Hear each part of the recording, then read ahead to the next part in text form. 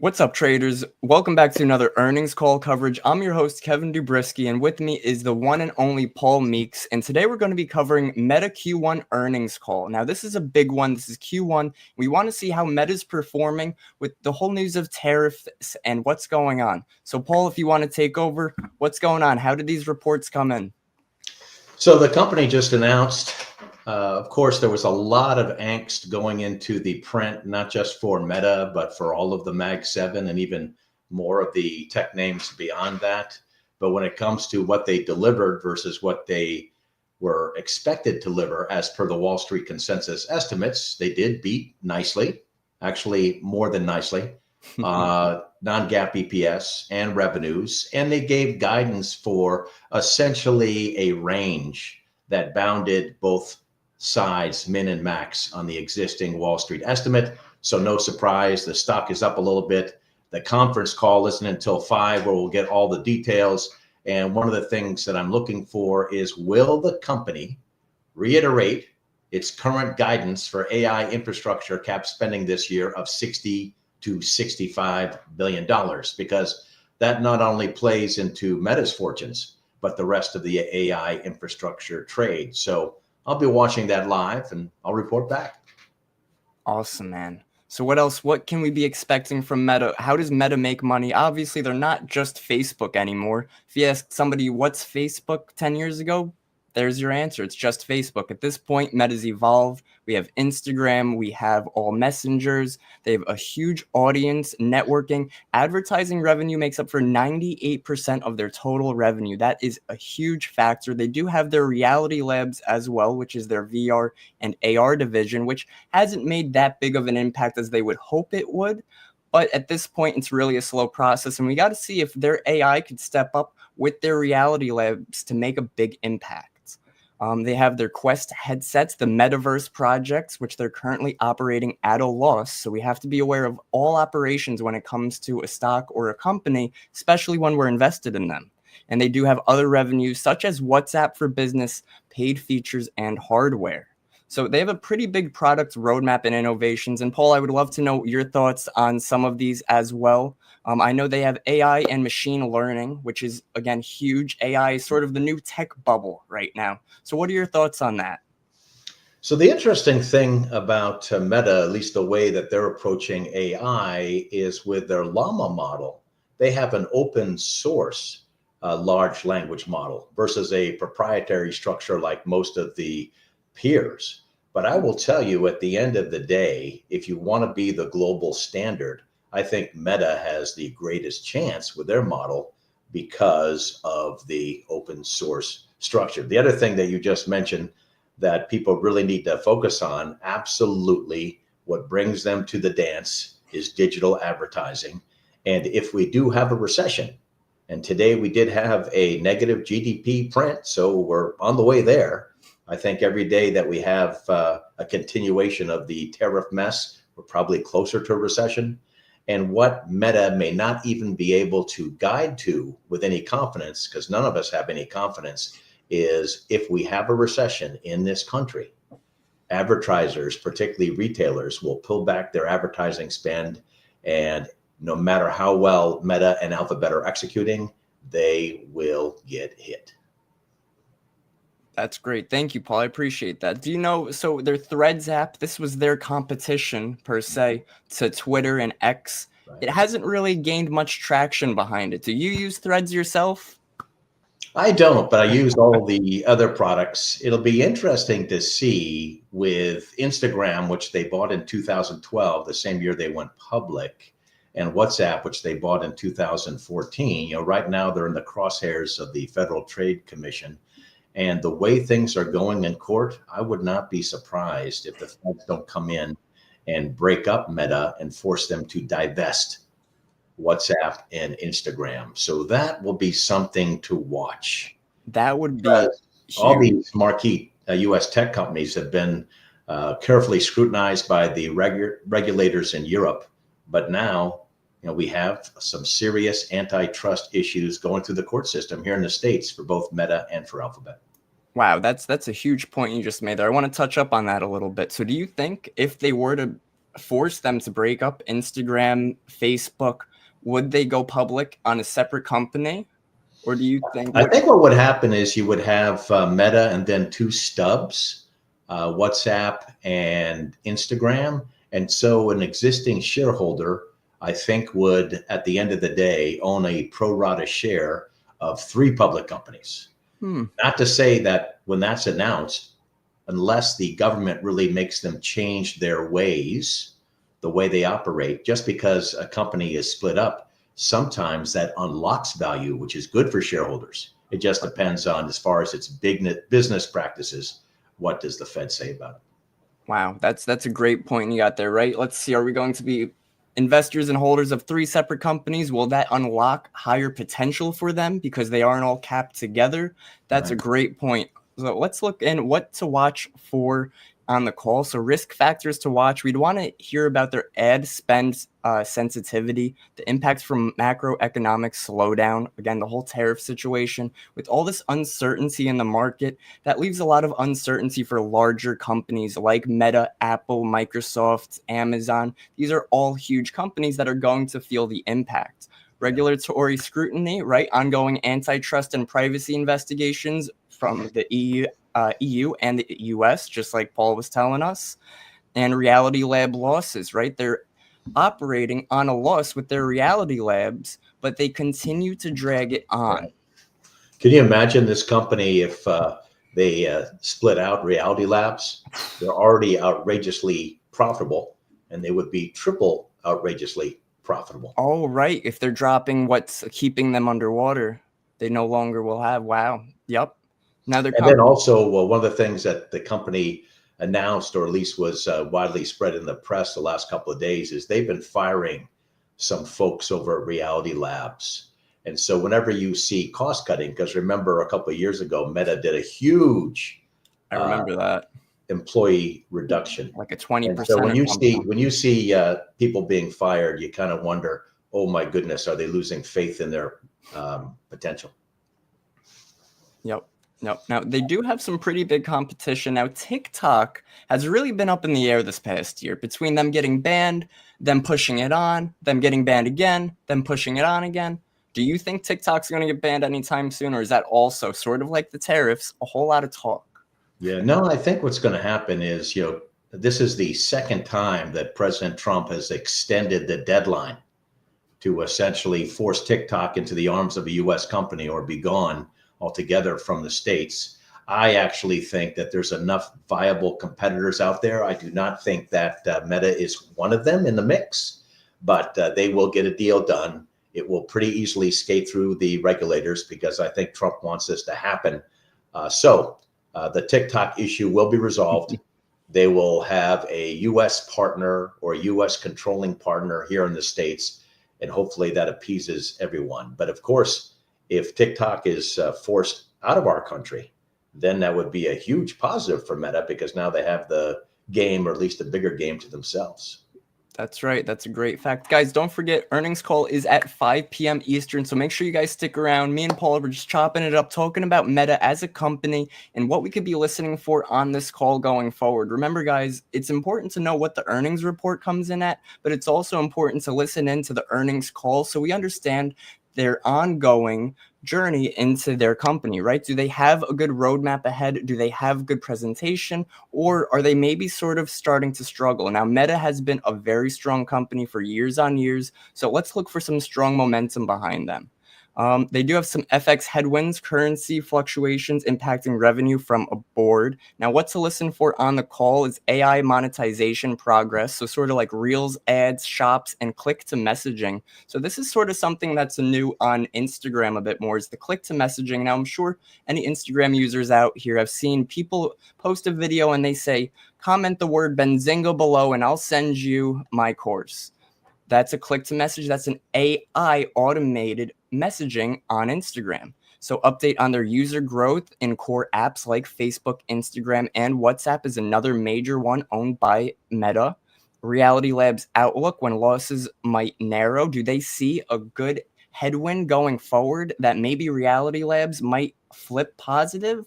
Or are we in for a long downtrend on those Meta Labs results, and cost discipline and efficiency measures. So we want to be listening for everything on this call and really making sure that they're in a good projection going forward. Right. All right, so let's get into a little technical analysis. Now, I did want to mention, guys, Meta from today's close, which is Wednesday, April 30th, we are down 6% from our beginning of the year, and we are down over 25% from our all-time high. So when we take our measurements, when we measure it from the high to the low, we see that we're at that 25% to the downside. Now, if we were to purchase stock at this point and hold it back to those all-time highs, we see that our percent return is higher than the percent against, because for a stock to move back in the favorable direction to the upside, it requires a higher percent gain. So that's something I would really be keeping an eye on. Right now, guys, we see post, which is after market, Meta is currently trading at 580.15. So if we go over to like a 15-minute time frame and we turn on our extended trading hours, we see that Meta closed around 546.27 and right now is gapped up higher over a 6% return. Paul, do you see this having some follow through with it? I would think so, just because there was some worry coming in that not only would Meta miss this quarter's numbers, but they also would guide potentially lower. They actually upsided and guided a little bit higher. I would like to have you ask Mike that question at about 5:30, because for me, the key will be, will they reiterate that 60 to 65 billion AI infrastructure CapEx spend? I think that's the biggest thing I'm looking for. And of course, even Zuckerberg on the call is going to be able to say with much clarity that the US is going to avoid a recession. And so we're all going to be probably champing at the bit to see what happens, and to see if we do have a recession in this country, how deep is it? How long does it last? And how much does it put a dent in consumer spending? Wow. So when it comes to, acknowledging if we are in a recession, if we are in a bear market, a lot of times I like to tell the traders that I trade with. Now, I personally trade futures, the ES, the NASDAQ. So I'm always watching large caps, Meta, Microsoft, Apple. I want to know what's going on in the market as a whole. Do you also look at maybe like the ES, the S&P 500, things like that to sort of help gauge momentum in the market? Oh, sure. Yeah. I look at the same technical analysis that you do. I don't trade futures. I do trade some options on individual stocks in addition to the individual common. But yes, I'm always looking for, not only is it a good time to buy Meta per se, but is it a conducive backdrop to do so, whether you're looking at a tech ETF like the XLK, or if you're looking at the broader market index like the NASDAQ 100, the Dow, the S&P. Awesome. Love it. Yep. It's always good to know what's the market in a general thesis bias direction going into trade with it. We never want to be trading against the general direction. If we see one day that we're looking at our large caps, Meta, Microsoft, Apple, Tesla, and 4 out of 5 of them are pushing higher, but you have Tesla selling off, but the ES, the NASDAQ, we have strength. You're not going to go short Tesla. We're going to find something that had momentum, right? We'll see what has the most relative strength. Yeah, the tide, unfortunately, sinks all boats, but it also lifts all boats. We'll see what happens. And the other thing that I think is important is, for tech and other aggressive growth companies, you really have to follow rates, because it's very, very difficult for such names to outperform in a rising rate environment. And of course, as we came into this year, the consensus view is that the Federal Reserve Board was going to lower rates. That would have been a nice wind at our back. But now, it's probably mixed. Maybe they will lower rates, but they won't lower rates as much in 25 now as they originally had planned. Yep. Definitely got feels of a recession coming. Like you mentioned, GDP coming in down this month. We got to see how it follows through. The odds of a recession have now peaked to 74%.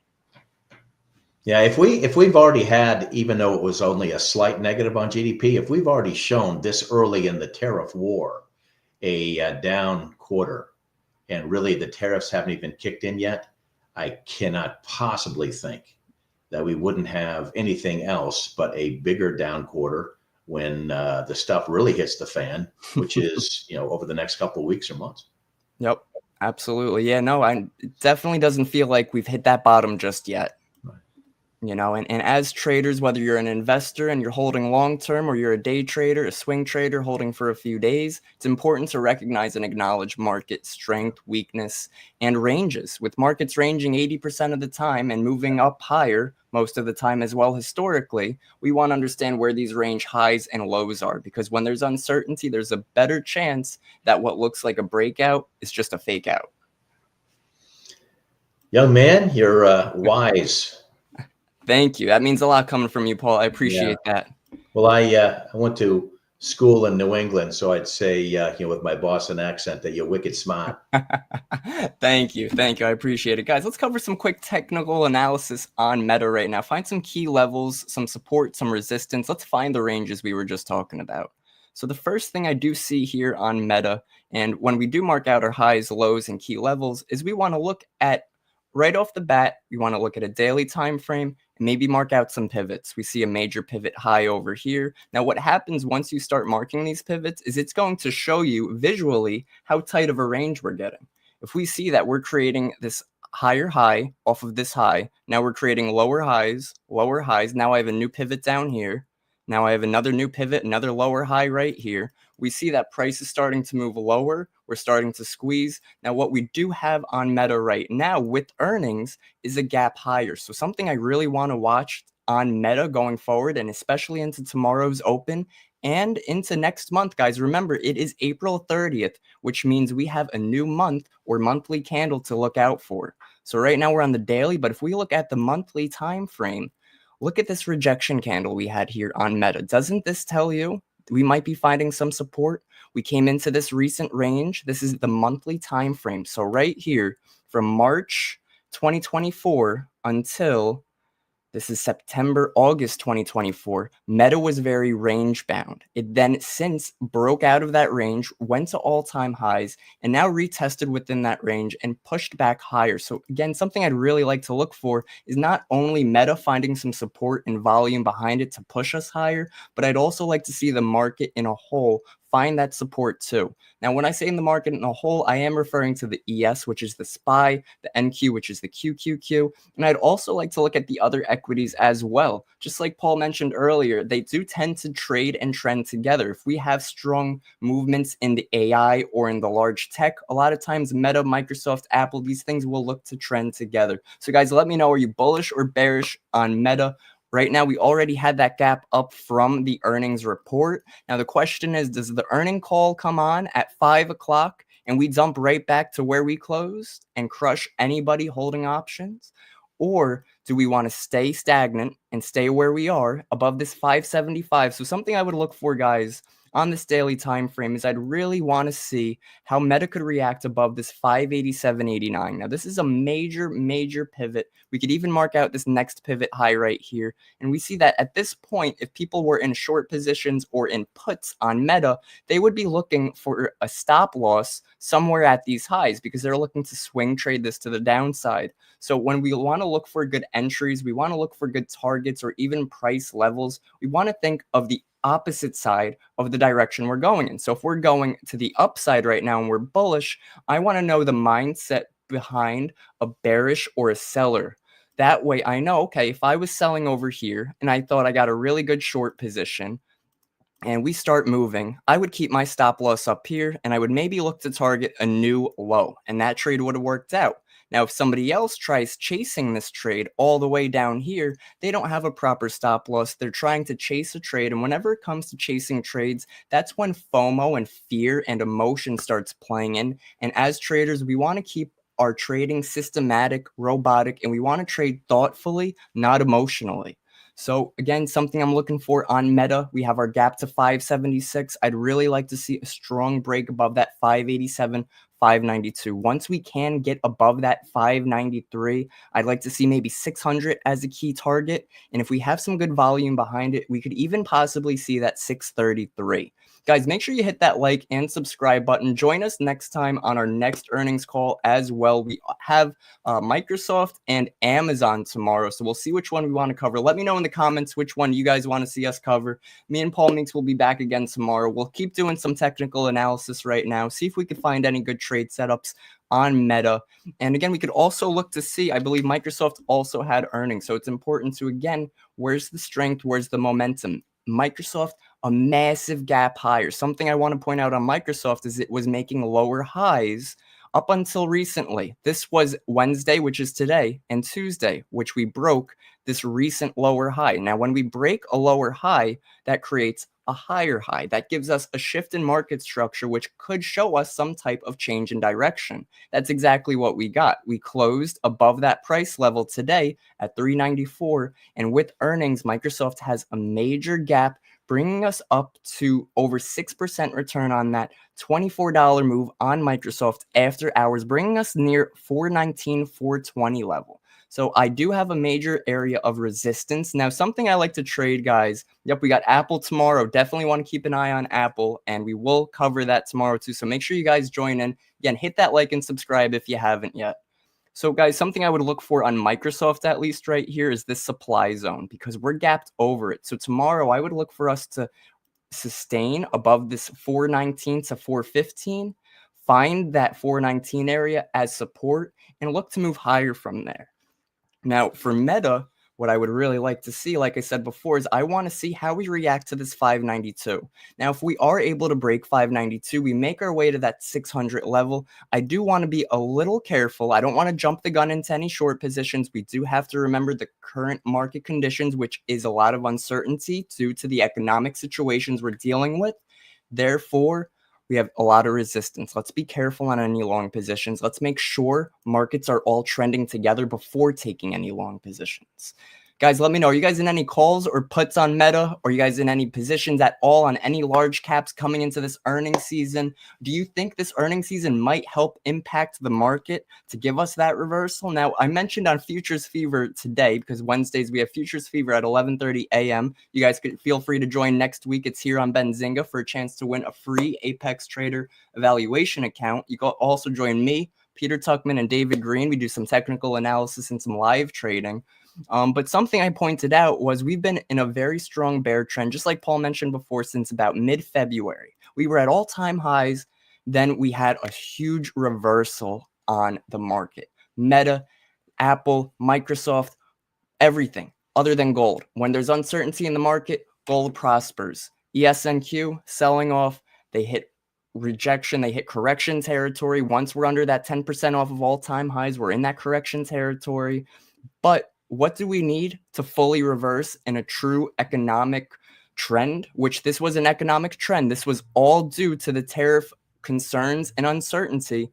This huge day we had, this is April 9th, Wednesday. This is when Trump announced that he's going to give relief to the tariffs to everywhere but China. And the market gave us a huge reaction, a 9, almost 10% move to the upside. Now, that could possibly be the news anchor or catalyst we need for a reversal in the market. Since then, we were able to move up higher. We pulled back since then and created a new higher low. So now we're getting a little bit of a shift in market structure. We're creating higher lows after we've just been creating some lower lows. Now, the question is on ES here, can it break this 57.73 and make some higher highs? Can the market really flip back? Is earnings enough to motivate and push us higher? Is the relief of tariffs enough to push us higher? Hoping for a 221 gap fill on Apple after earnings. Gavin says he's in 1K on Meta, up about 6%, currently holding until the call. All right, good stuff, Gavin. Good stuff. Good luck on those trades, guys. Make sure, guys, when you are taking trades, especially if you're trading into an earnings event, never risk more than you're willing to lose. Even if an option, let's say you're buying an option, it's $240. You put your stop loss at $1.60 a contract, which is $160 a contract. If we get some type of gap, or even if the market doesn't go anywhere and we get what's called an IV crush, those options will become next to worthless, especially if they're out of the money. When IV gets crushed after an earnings report and we don't get the anticipated move, all of those options lose an insane amount of value. So if you're in at 240 thinking you're only risking $80, but you're going into earnings, you're risking 240 on that. You are not risking that 80. If we get a gap in the opposite direction, if we get an IV crush, it's going to run right through your stop loss. like it's not even there. So make sure that you are prepared for that, guys. Guys, we have T-minus 5 minutes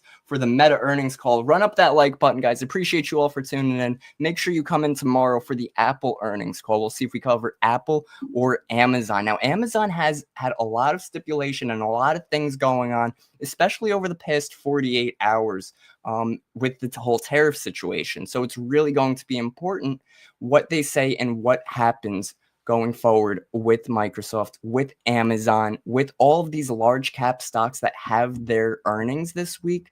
Microsoft, Apple, Amazon, Microsoft, Apple, Amazon, Meta, of course, the one we're covering right now. If they can all find support, these are all major market movers, we can help find that support and push us back in the right direction of the market. But guys, we have to be careful. We have to be aware, and we can't trade anticipating anything. As traders and as a retail trader, we don't have the amount of buying pressure or buying and selling power to move markets. Therefore, our goal and our job as traders is two things: risk management and reacting. We create our zones, we create our levels, and we create our trade plans. Every morning I create a pre-market plan. Like I mentioned earlier, I'm a futures trader, but I do trade some stocks and options sometimes on large caps. But every morning, 8:30 comes around, I'm hitting my charts before market opens. I'm looking for my levels, my zones, and I'm looking at that previous day's price action. So I know, are we currently trending? Was the previous day choppy? Are we having an inside day? And are we above that previous day high or below that previous day low? These are all things we have to be asking ourselves as traders to sort of help us understand market structure, direction, and if we should be holding for a trend or a scalp. Guys, the call's in 3 minutes. I'm going to log out right here. I hope you guys enjoyed this call.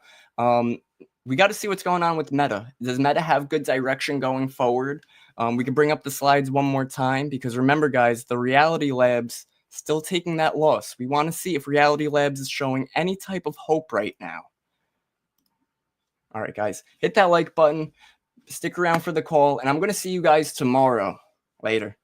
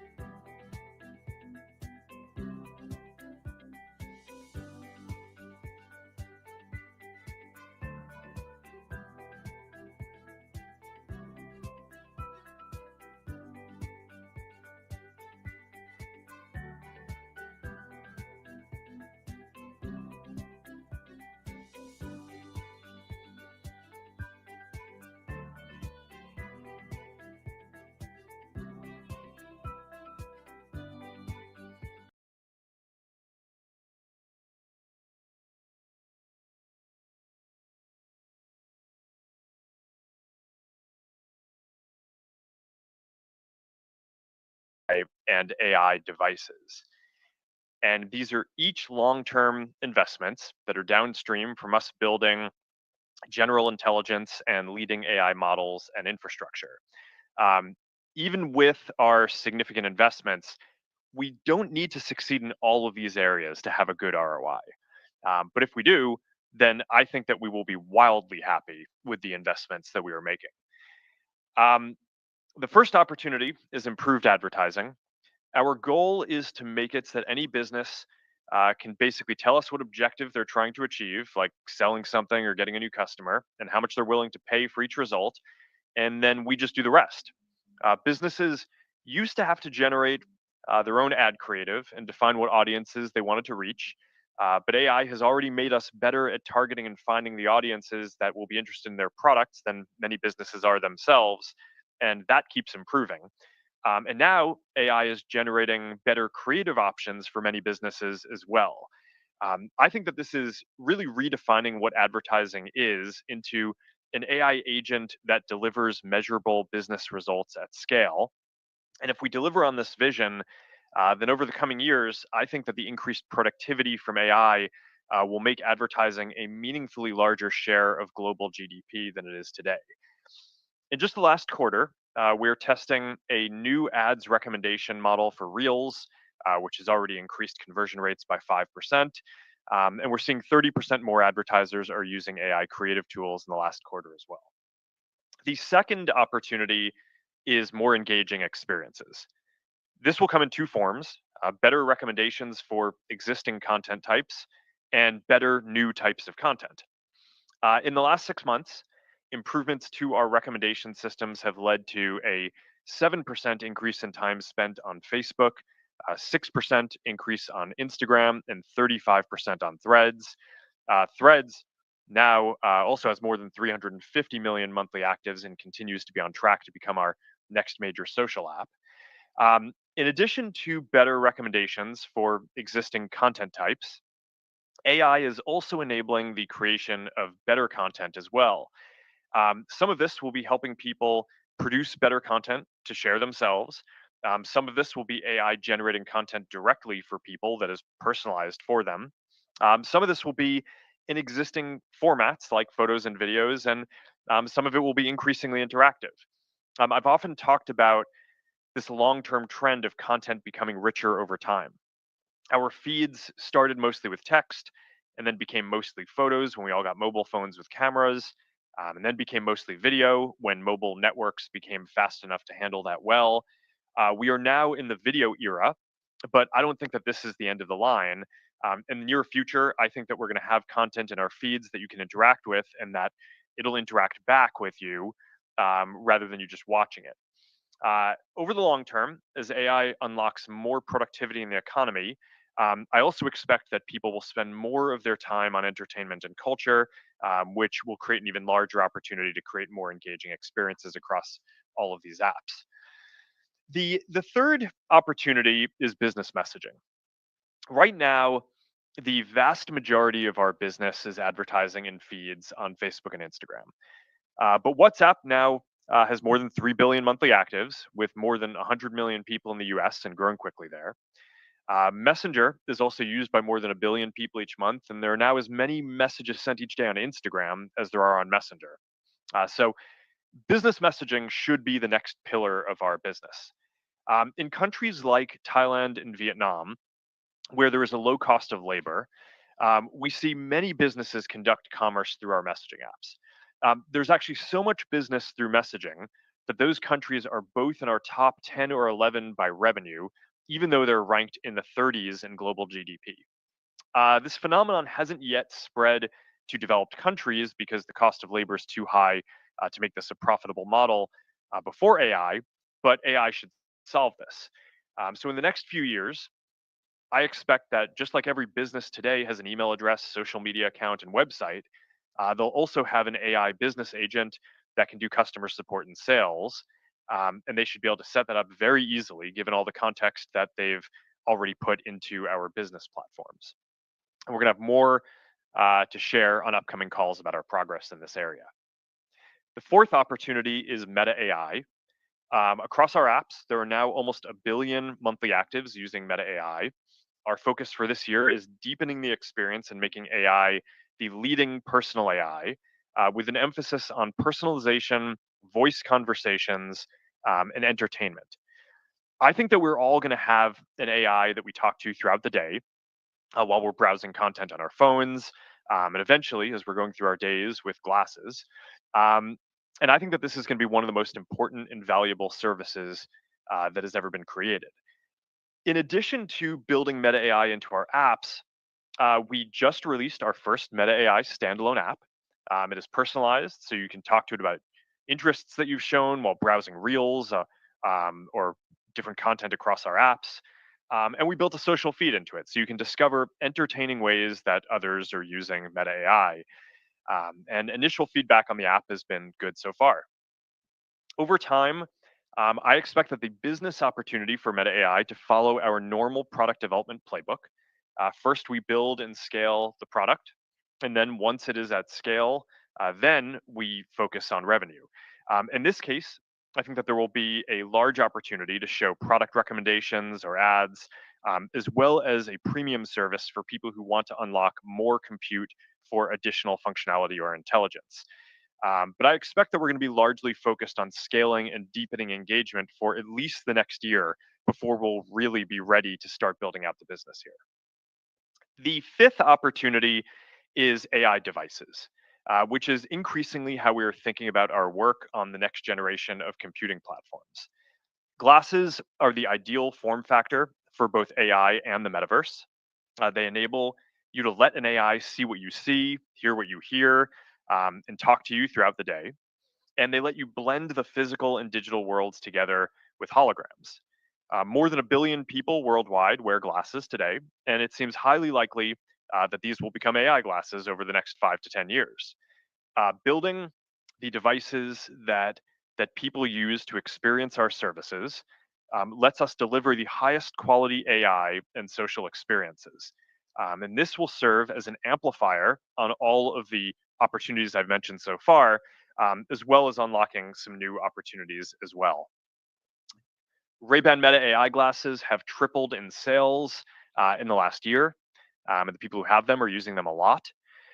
We've got some exciting new launches with our partner EssilorLuxottica later this year as well that should expand that category and add some new technological capabilities to the glasses.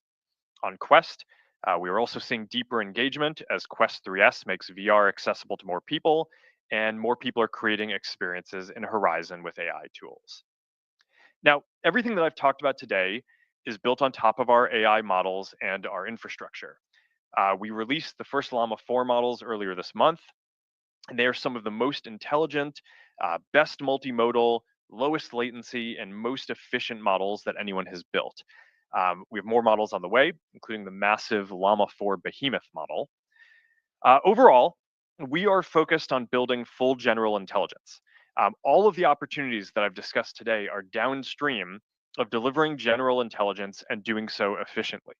The pace of progress across the industry and the opportunities ahead for us are staggering.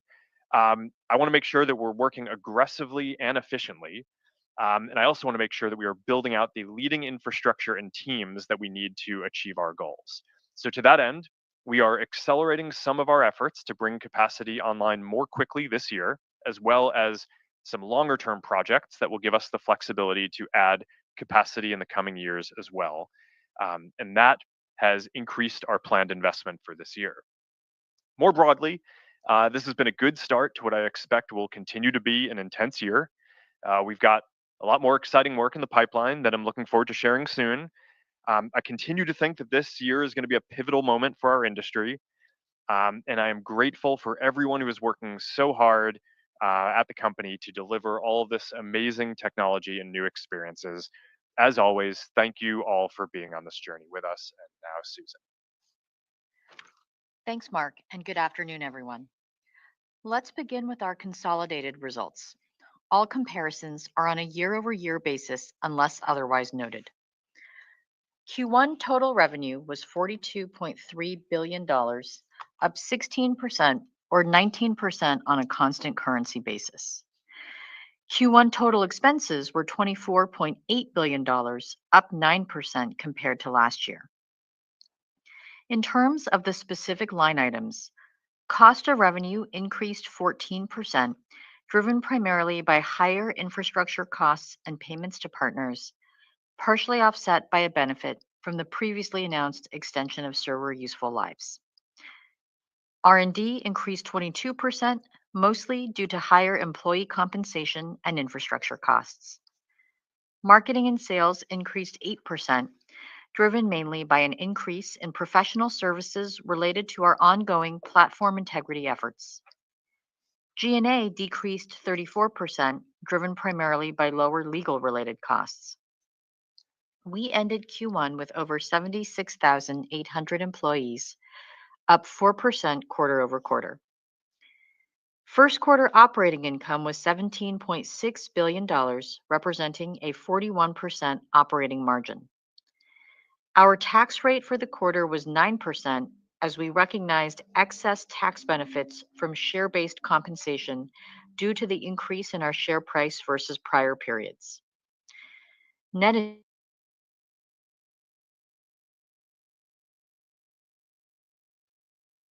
expenditures, including principal payments on finance leases, were $13.7 billion, driven by investments in servers, data centers, and network infrastructure. Free cash flow was $10.3 billion. We repurchased $13.4 billion of our Class A common stock and paid $1.3 billion in dividends to shareholders, ending the quarter with $70.2 billion in cash and marketable securities and $28.8 billion in debt. Moving now to our segment results. I'll begin with our Family of Apps segment.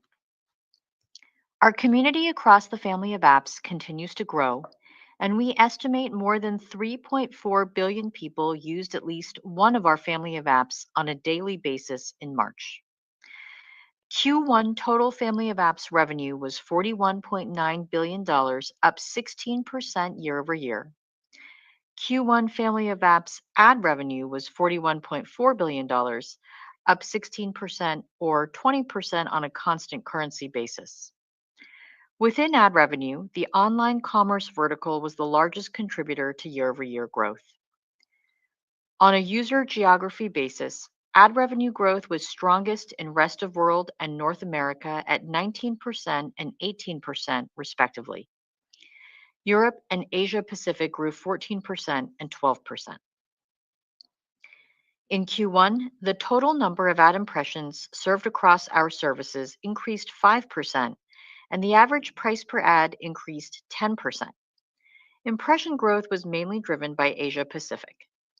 Pricing growth benefited from increased advertiser demand, in part driven by improved ad performance. This was partially offset by impression growth, particularly from lower monetizing regions and surfaces.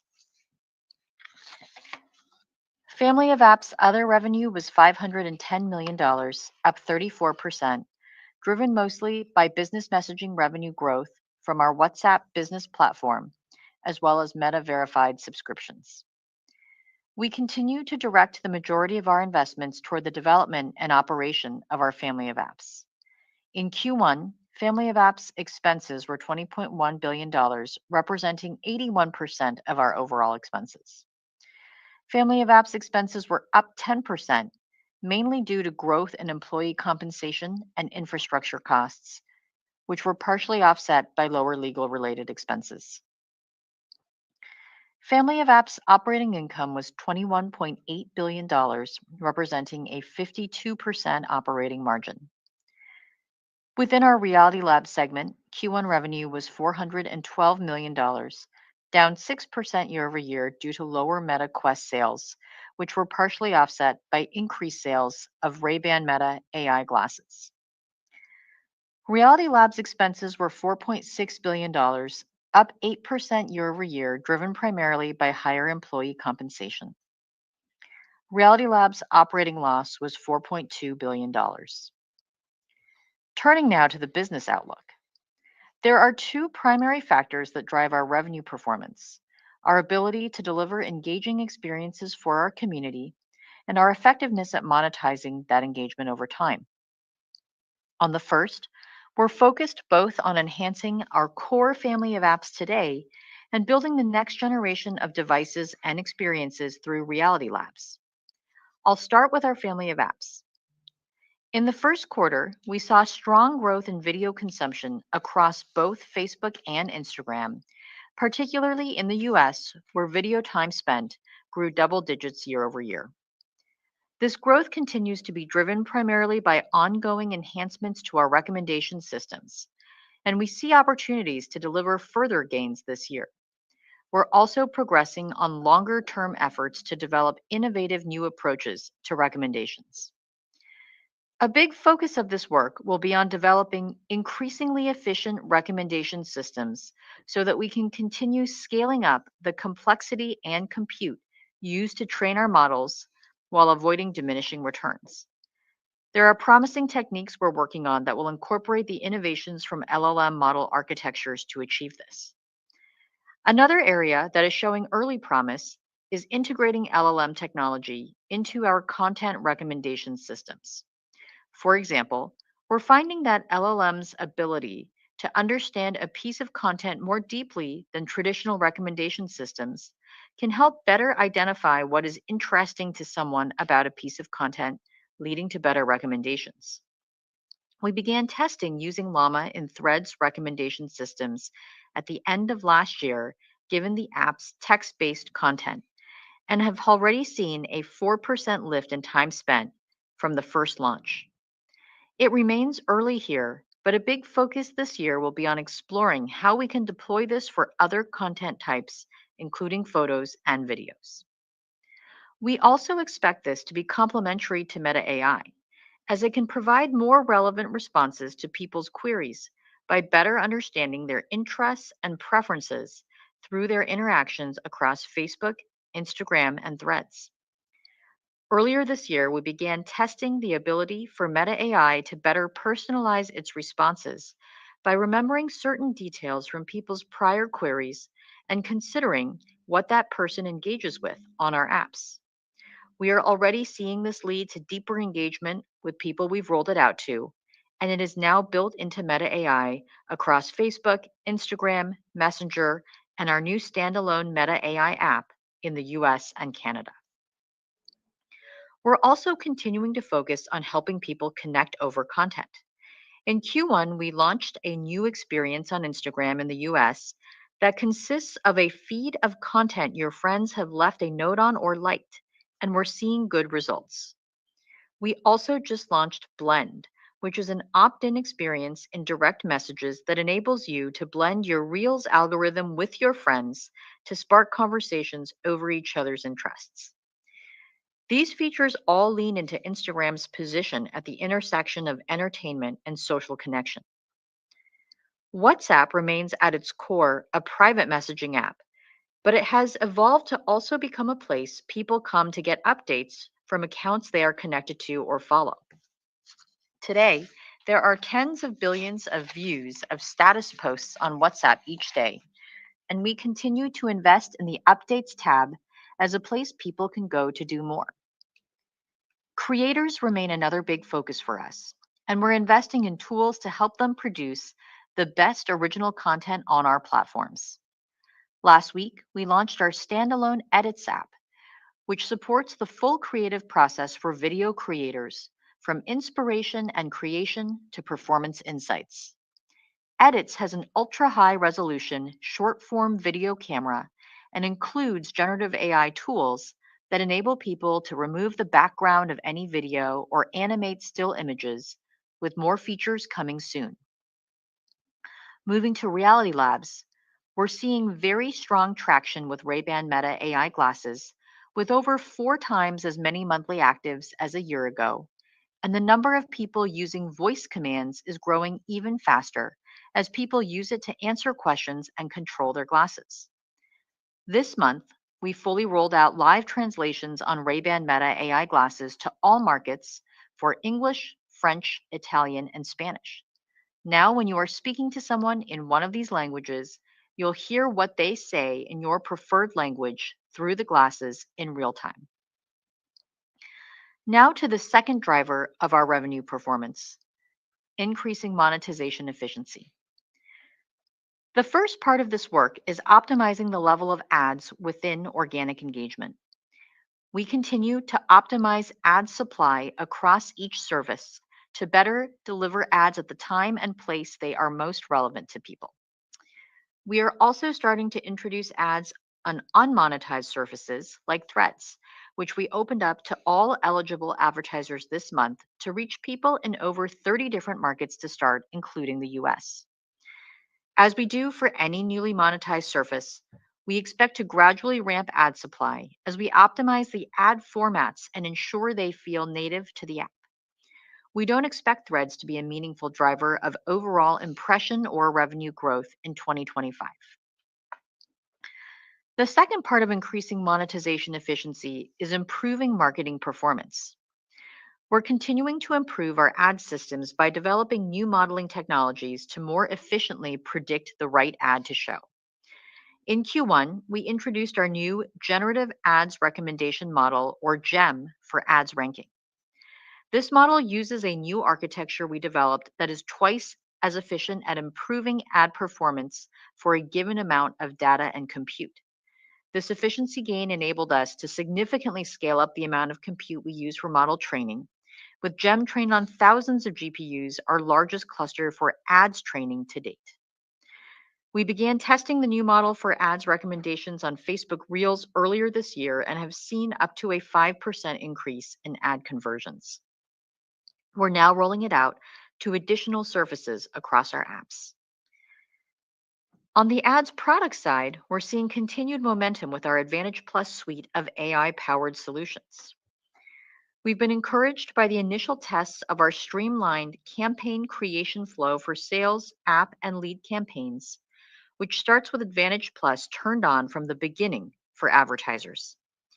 In April, we rolled this out to more advertisers and expect to complete the global rollout later this year. We're also seeing strong adoption of Advantage Plus Creative.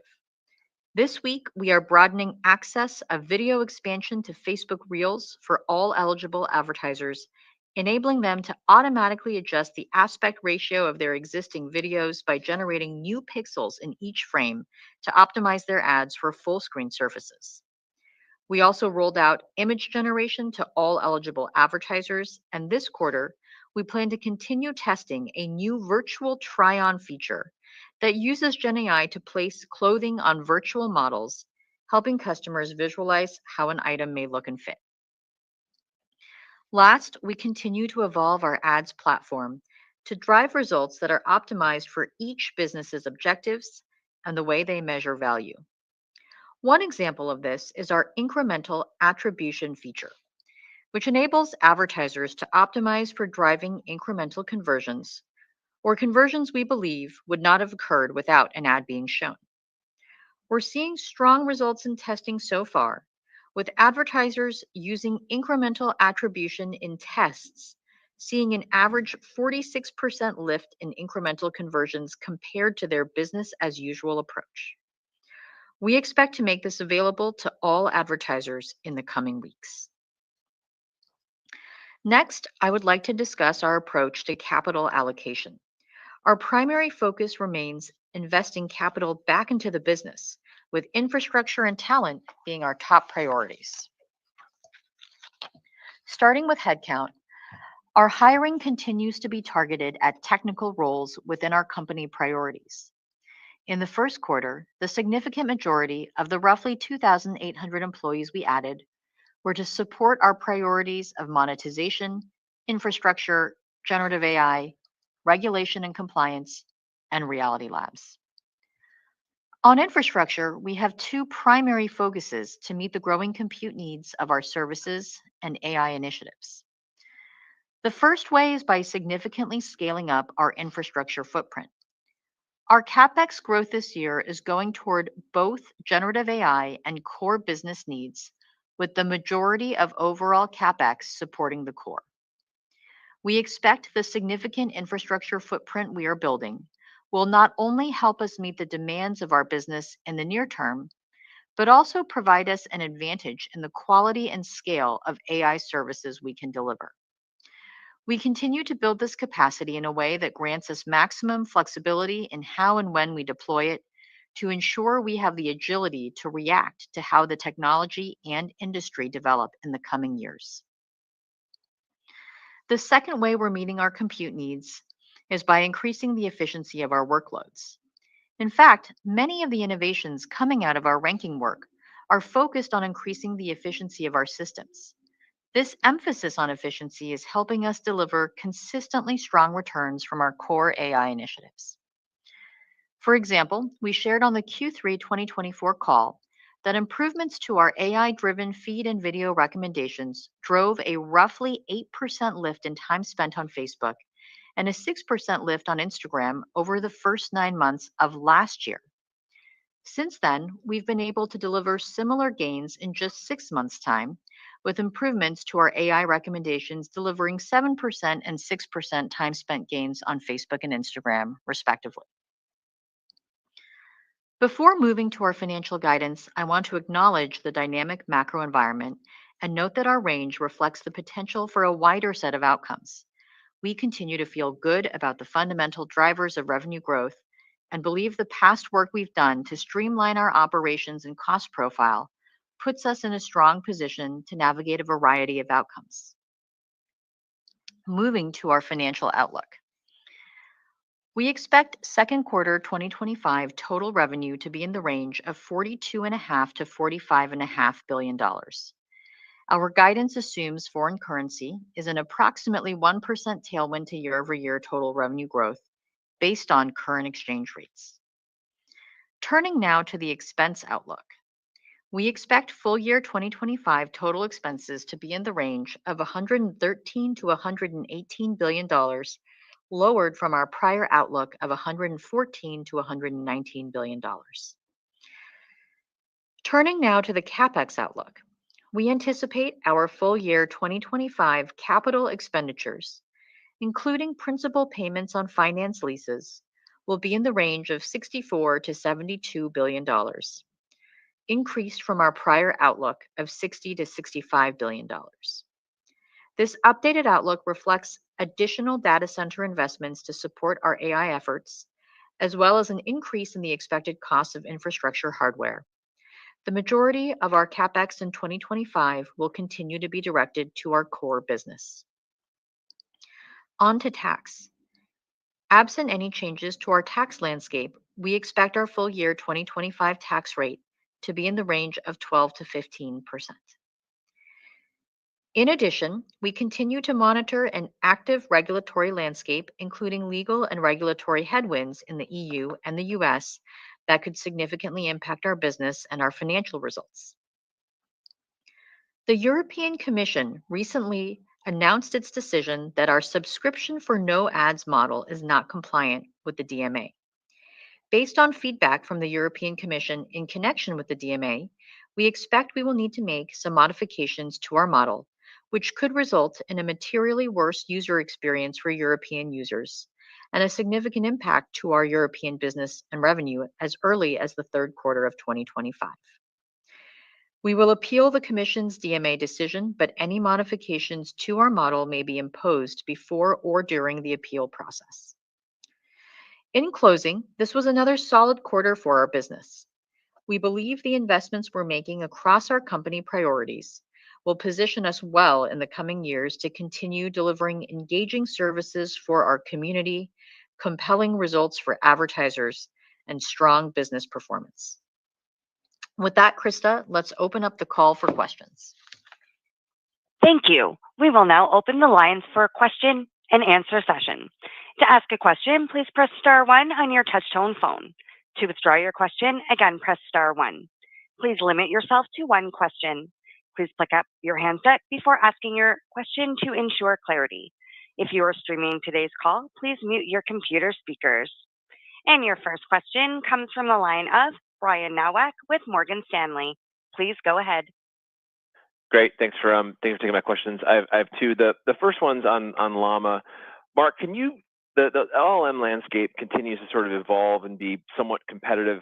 Can you sort of talk us through some of the key areas of advancement you are most focused on and excited about as we sort of think about Behemoth and next versions of Llama to come? And then the second one on Meta AI, almost 1 billion users globally. Any help on sort of how you're seeing US traction there and the types of recurring user behaviors that you're seeing in the early Meta AI use cases? Thanks. Sure, I can talk about the LLMs. On the Meta AI usage, I'm not sure if we have more stats to share on that now. Um, yeah, I mean, I'll defer to Susan on if there's anything that we're ready on that. On the LLM, yeah, there's a lot of progress being made in a lot of different dimensions, and the reason why we want to build this out is one is that we think it's important that for kind of how critical this is for our business that we sort of have control of our own destiny and are not depending on another company for something so critical. But two, we want to make sure that we can shape the development to be optimized for our infrastructure and the use cases that we want. So to that end, Llama 4, the shape of the model with 17 billion parameters per expert was designed specifically for the infrastructure that we have in order to provide low latency experience to be voice optimized. One of the key things if you're having a voice conversation with AI is it needs to be low latency. So that way, when you're having a conversation with it, there's no large gap between when you stop speaking and it starts. Um, so everything from the shape of the model to the research that we're doing to the techniques that go into it are kind of fit into that. Similarly, another thing that we focused on was context window length. And in some of our models, we have we're industry leading on context window length. And part of the reason why we think that that's important is because we're very focused on providing a personalized experience. And there are different ways that you can put personalization context into an LLM, but one of the ways to do it is to include some of that context in the context window. And having a long context window that can incorporate a lot of the background that a person has shared across our apps is one way to do that. So that's like it kind of is giving you a flavor of the products that we're trying to build, and then some specific technical architecture decisions and research prioritization that we basically have made in order to deliver the specific experience that we're going for. I could go on and add a lot more. The reason, I think it's also very important to deliver big models like Behemoth, not because we're going to end up serving them in production, but because of the technique of distilling from larger models. Right, the Llama 4 models that we've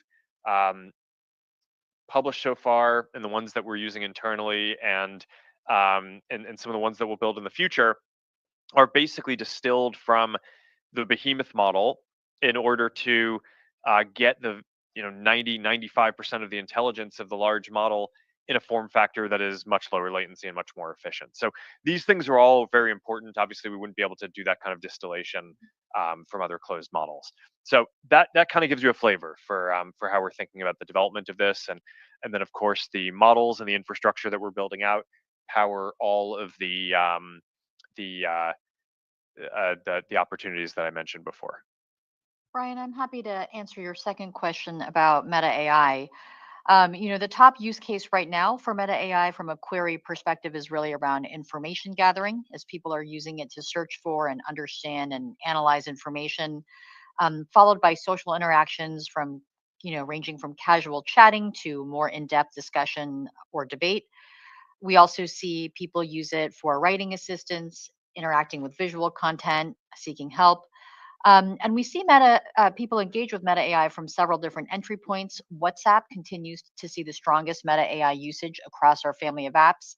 Most of that WhatsApp engagement is in one-on-one threads, followed by Facebook, which is the second largest driver of Meta AI engagement, where we're seeing strong engagement from our feed deep dives integration that lets people ask Meta AI questions about the content that's recommended to them. And we're obviously excited about the launch of the Meta AI standalone app. Your next question comes from the line of Eric Sheridan with Goldman Sachs. Please go ahead. Thanks so much for taking the question. Maybe following up on Brian's question and coming at it from a different angle, and appreciate the color on the use cases you're seeing today for Meta AI. How would you suspect those use cases evolve with a standalone app? Can you bring us into a little bit the decision process to do a standalone app, what that might change in terms of utility, frequency, or scale relative to what you see inside family of apps today, and how you think about positioning Meta AI as a standalone app against the competitive landscape today of other standalone sort of consumer AI apps? Thank you. Yeah, I can talk about that. We're going to focus on both integrating it into our family of apps in more ways and building a standalone experience. Um, I think some people want faster access to it or a more built out feature set than you can build into an app like WhatsApp. So the standalone app will be valuable for that. I also think that the standalone app is going to be particularly important in the United States because WhatsApp, as Susan said, is the largest surface that people use Meta AI in, which makes sense. If you want to text an AI, um, having that be closely integrated and a good experience in the messaging app that you use makes a lot of sense. But while we have more than 100 million people use WhatsApp in the United States, we're clearly not the primary messaging app in the United States at this point. iMessage is. We hope to become the leader over time, but we're in a different position there than we are in most of the rest of the world on WhatsApp. Um, so I think that the Meta AI app as a standalone is going to be particularly important in the United States to establishing leadership in as the main personal AI that people use. But we're going to keep on advancing the experiences across the board in all of these different areas. Your next question comes from the line of Justin Post with Bank of America. Please go ahead. Great, thank you. A couple questions just on the guide in the second quarter. There are reports of potential, supply issues in e-commerce. How you thought about that in the guide, and maybe how you're thinking about it for the back half. And then a bigger picture question. Your CapEx spend is now close to some hyperscalers with very big client bases. Just help us conceptualize the kind of ecosystem you're building with your CapEx. I know you gave a lot of help on the intro, but maybe the ROI works without direct enterprise spend to drive revenues. How you're thinking about that? Thank you. Thanks, Justin. On the Q2 guide, there's uncertainty, obviously, in how the macro environment will evolve over time and how that could impact different segments of our business. Our Q2 revenue outlook aims to factor that in, and that's partly why the $3 billion range reflects the potential for a wider range of outcomes.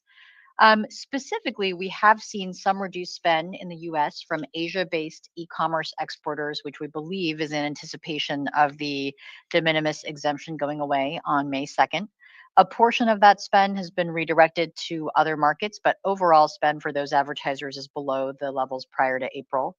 But our Q2 outlook, reflects the trends we're seeing so far in April, which have generally been healthy. So it's very early.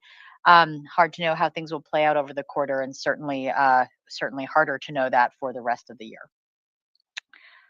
Your second question is about why we're investing more in CapEx, and we really believe that our ability to build world-class infrastructure gives us a meaningful advantage in both developing the leading AI technology and services over the coming years. And there are a lot of opportunities also for us to improve our core business by putting more compute against our ads and recommendation work. So even with the capacity that we're bringing online in 2025, we are having a hard time meeting the demand that teams have for compute resources across the company. So we are going to continually invest, meaningfully here across our infrastructure footprint, but we are also really looking to build this capacity in a way that gives us the maximum flexibility in how and when we deploy it over the coming years, so we can respond to how the market and technology develop. Your next question comes from the line of Doug Anmuth with JP Morgan. Please go ahead. Thanks for taking the questions. I just wanted to follow up on CapEx and infrastructure spending. Just on the higher range for CapEx, can you just help us understand how much of that is tied to the additional data center investments versus the increased hardware costs, and really what's driving those higher hardware costs? And then separately, there have been some articles suggesting that you've been looking to partner to share some of the costs of the AI infrastructure build out. Can you just help us understand your thought process there and some of the pros and cons of going alone versus partnering? Thanks. Thanks, Doug. So our increased CapEx outlook, reflects both of those updates. The increased data center spend this year as we have made some adjustments to flex our build strategy that will enable us to really stand up capacity more quickly, both in 25 and 26. We haven't broken down sort of the exact drivers.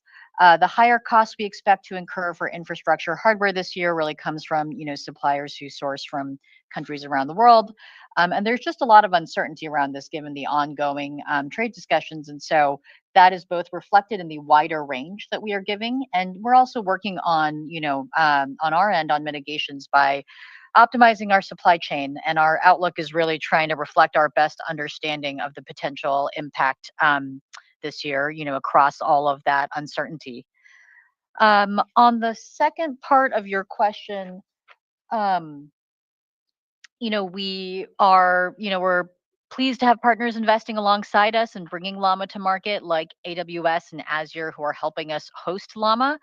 We're always looking for opportunities to continue deepening or expanding those partnerships, but we are funding the infrastructure that is being used to train Llama, and we don't have any expectation that that will change at this point. Your next question comes from the line of Mark Shmulik with Bernstein. Please go ahead. Yes, thanks for taking the questions. Mark, in your conversation last night with Satya, I think you both discussed a bit around, kind of the portion of code being written internally by AI. Kind of back to some of your previous comments around, this being the year where we might see AI kind of the place of a mid-level engineer. With the world evolving so quickly, can you share some places where you've seen strong traction there? And, are we progressing kind of faster, slower, or as you expected towards this milestone? And then Susan, with the expense guidance coming down just a touch, how should we think about just the overall cadence of expected spending, really as it relates to kind of core business performance and the realities of the day-to-day world we're living in? Thank you.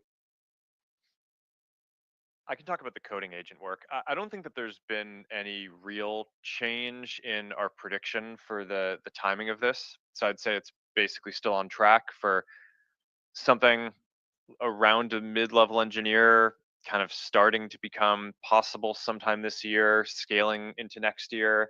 So I'd expect that, by the middle to end of next year, AI coding agents are going to be doing a substantial part of AI research and development. So we're focused on that.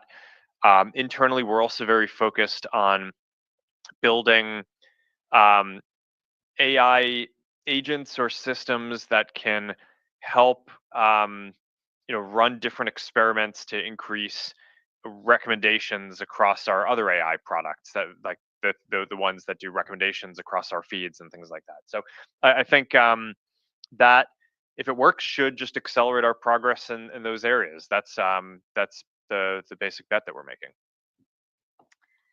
Your second question about our lowered expense outlook, really we are 4 months into the year.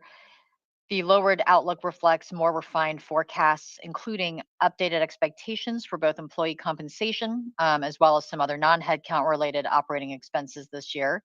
And that's partially offset by higher expected infrastructure costs related to our increased CapEx outlook, as well as higher expected Reality Labs cost of goods sold. And we've maintained our $5 billion range, just given the more dynamic operating environment that we're in. And what I would say is, our investment posture today reflects, the significant opportunities that we see across each of the company and priorities that we're investing in this year. We will obviously continue evaluating depending on how macro conditions more broadly evolve.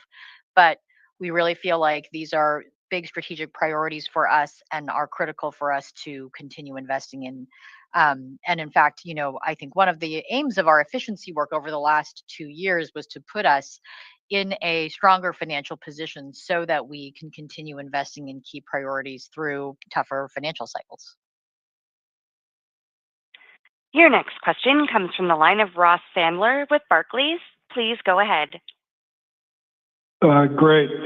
Mark, yesterday in one of your many kind of podcast or keynote presentations, you had mentioned that like a bunch of projects that your teams want to or aspire to do are kind of bottlenecked by the AI capacity, which Susan just talked about earlier, and that even some of the testing that the ad ranking team wants to run is just getting kind of delayed.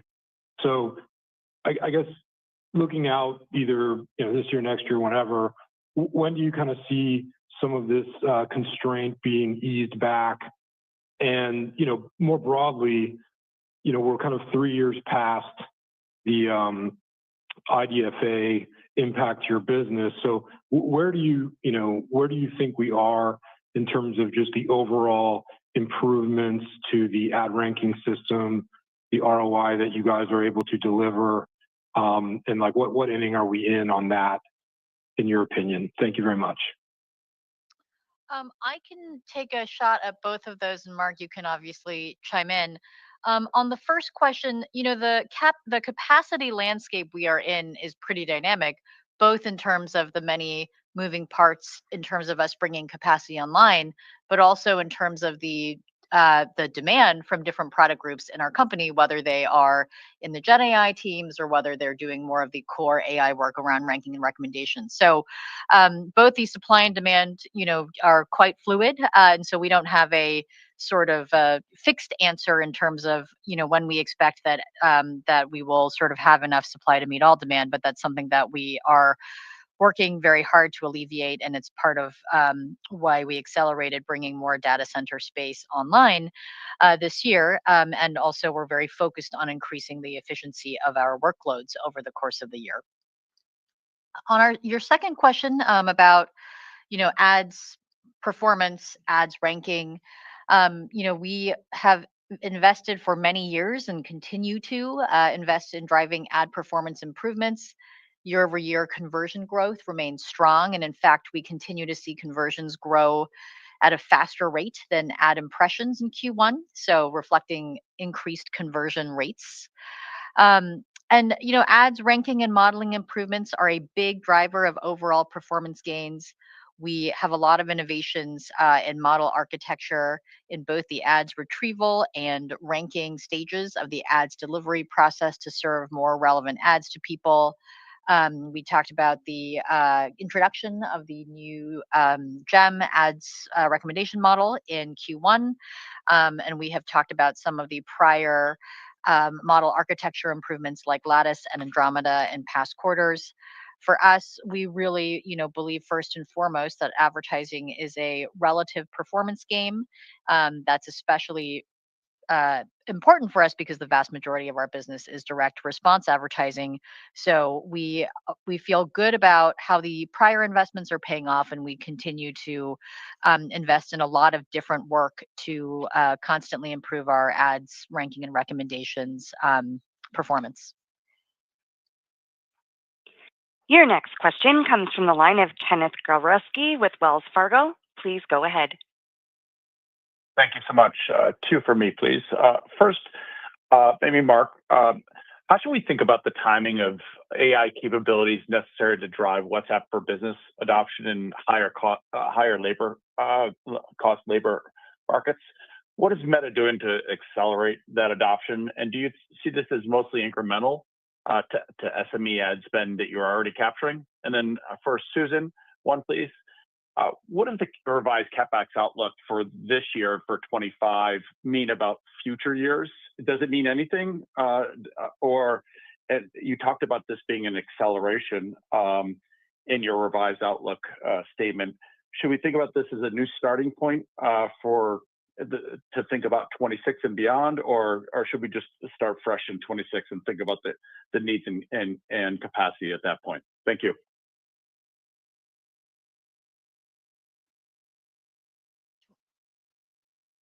I'm happy to take. I'll go ahead and take both of those, and Mark, you should feel free to chime in wherever you would like.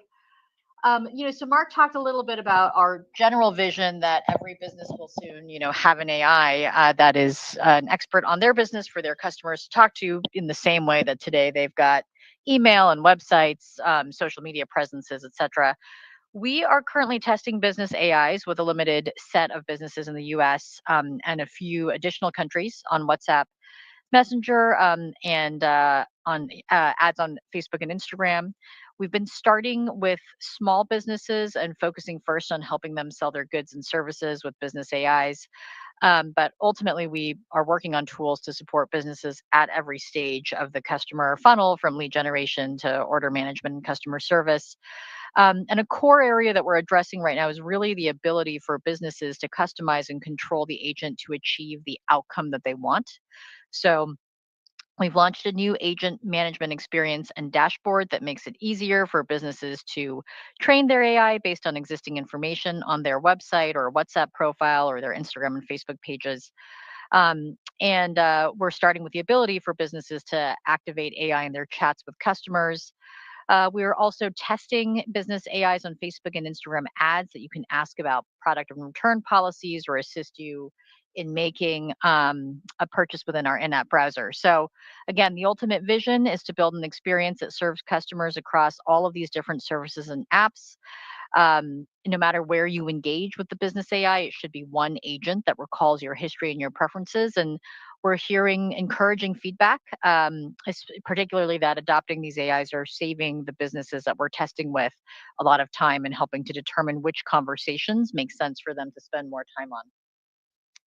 And then your second question, right, was about 2026 CapEx. Infrastructure, as I alluded to earlier, just is a very dynamic planning area, given the continued advances in AI, and also for us, the fact that we continue to find a lot of good use cases to put capacity toward in our core AI ranking and recommendations work. So I would say it's too early to discuss plans beyond 2025.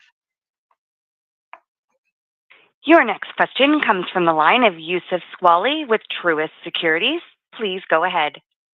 Great. Thank you guys for taking the question. So Mark, in a world where we now have maybe 5 to 10 chatbots, including Meta AI on our smartphones doing virtually the same thing, do you think this is a market much like search where the winner takes most, or is it likely to be much more fragmented? But in either case, what would you say are the top 2 or 3 competitive advantages of Meta AI? And then Susan, on the EU decision connection with the DMA, what kind of modifications will you need to make to the apps? And can you maybe just help us gauge the potential financial fallout, understanding that it may still obviously be too early? Thank you. Yeah, on Meta AI, I mean, I think that there are going to be a number of different agents that people use, just like people use different apps for different things. Um, I'm not sure that people are going to use multiple agents for the same exact things, but I'd imagine that something that is more focused on kind of enterprise productivity might be different from something that is somewhat more optimized for personal productivity, and that might be somewhat different from something that is optimized um, for entertainment and social connectivity. So I think that there will be different experiences. Um, One of the trends that I think we're starting to see now is personalization across these. Right now, if the experience is unpersonalized, then you can kind of just go to different apps and get you know reasonably similar answers to different questions. But once an AI starts getting to know you and what you care about and context, and can build up memory from the conversations that you've had with it over time, I think that will start to become somewhat more of a differentiator. So that's one thing that we think will matter. And then, of course, there's all the different modalities, being able to not just answer questions about in text, but being able to do voice and multimodal and be able to produce images and videos and understand all those things and have good conversations about that, I think is going to be important overall. So, yeah, I mean, I think Meta AI is well positioned, but we have a lot of work to do in order to make it the leading personal AI. And Youssef, on your second question, it is really too early to speak about what those changes could be because we are in the process of engaging with the European Commission. I think maybe the most useful sort of metric I could give you is just that our advertising revenue in the European Economic Area and Switzerland, which would be the geographies impacted here, was 16% of our worldwide total revenue in 2024. Again, we are continuing to engage actively with the European Commission further on this, so we hope to have more clarity by next quarter's call. Krista, we have time for one last question. Your last question comes from the line of Mark Mahaney with Evercore ISI. Please go ahead. Thanks. I'll just throw in two. I think you called out the China-based retailers as one sort of potentially soft advertising vertical. Anything else you'd call out? And I would just suggest autos. Was that an area of any softness? And then on the Reality Labs and on the losses associated with Reality Labs, they've been very consistent, whatever, $4 billion a quarter for quite some time. Is there light at the end of the tunnel? Is there reason to think? Is there a factor that would occur that would cause those losses to come down? And when would that be? But maybe more importantly, what is going to cause those losses to come down? Thank you very much. Mark, let me take your first question about other verticals. We generally saw healthy growth in most verticals in Q1. We did see some weakness in gaming and politics. So year-over-year growth in gaming was negative in Q1 as we lapped a period of strong spend from China-based advertisers that were promoting a larger volume of game titles in Q1 of 2024. And then year-over-year growth in the government and politics vertical dropped sharply, as expected, with the conclusion of U.S. elections, but that continues to just be a very small vertical overall. And then your second question on Reality Labs. Reality Labs one. I mean, we're basically focused on doing the work more efficiently, but as the AI glasses have really taken off, I've talked about this on a number of calls. There are more investments that I think makes sense to make around making sure that we can distribute this and grow it very quickly. I mean, if you look at some of the leading consumer electronics products of other categories, by the time they get to their third generation, they're often selling 10 million units and scaling from there. And I'm not sure if we're going to do exactly that, but I think that that's like the ballpark of the opportunity that we have. And that's something that I think we're kind of focused on scaling to that and then scaling beyond that for the generations after that. So I think some of the effort that we're doing is we're going to get more efficient in some parts of the work that we do, but then as a bunch of the products start to hit and start to grow even bigger than and the number that I just said is just sort of like the sort of a near term milestone, then I think we'll continue scaling in terms of distribution, and then at some point, just like the other products that we build out, we will feel like we're at a sufficient scale that we're going to primarily focus on making sure that we're monetizing and building an efficient business around it. But that's kind of where we're at on it. We're definitely focused on doing the work more efficiently, but also very optimistic about what we're seeing in the results, especially on the AI glasses side. Great. Thank you everyone for joining us today. Excuse me. And we look forward to speaking to you again soon.